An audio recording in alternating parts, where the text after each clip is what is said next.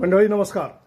मंडळी, मुंबई पुणे एक्सप्रेसवे हा जवळपास आता वाहनतळ बनला आहे अशी परिस्थिती निर्माण झालेली आहे.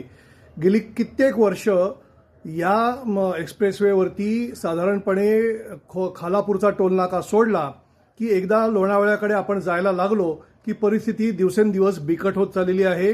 तिथून येताना असू दे किंवा जाताना असू दे, म्हणजे लोणावळ्याकडून मुंबईकडे येताना असू दे किंवा मुंबईहून लोणावळ्याकडे जाताना असू दे, खालापूर टोलनाक्यापर्यंतचा प्रवास अत्यंत चांगला होतो. लोणावळ्याच्या पलीकडचा पुण्यापर्यंतचा प्रवास चांगला होतो, गतीने होतो. ज्यासाठी हा रस्ता बांधलेला आहे, एक्सप्रेसवे ज्याला म्हणतो आपण, याला ऍक्सेस कंट्रोल आहे. ऍक्सेस कंट्रोल म्हणजे कुठूनही वाहनं कुठेही या रस्त्यावरती येऊ शकत नाही.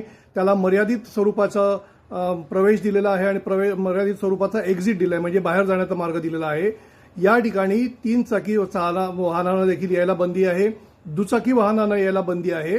फक्त 4 चाकी वाहनं याच्यावरती चालू शकतात.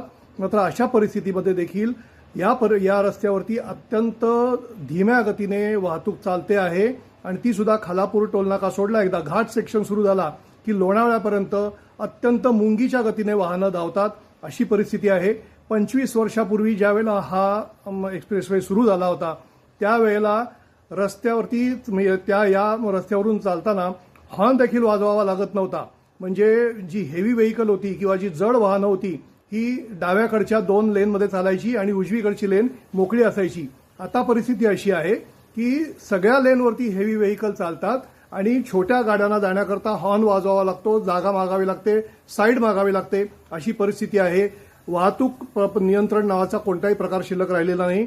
तिकडे लोणावळ्याच्या पलीकडे गेलं तर दुचाकी वाहनं तुम्हाला सर्रास त्या एक्सप्रेसवेवरती पाहायला मिळतात. अनेक ऍक्सिडेंट झालेले आहेत, अनेक लोक मृत्युमुखी पडलेले आहेत. मात्र याच्यामध्ये कोणतीही सुधारणा होत नाही. पोलीस याकडे पूर्णपणे दुर्लक्ष करताना दिसत आहेत. आत्ताच्या घडीला खालापूर म्हणजे साधारणपणे घाट सेक्शन सुरू झाला ते लोणावळ्यापर्यंतची जी मिसिंग लेन आहे त्याचं काम हाती घेण्यात आलेलं होतं. ते पूर्ण देखील झालेलं आहे, मात्र ते अद्याप सुरू करण्यात आलेलं नाहीये.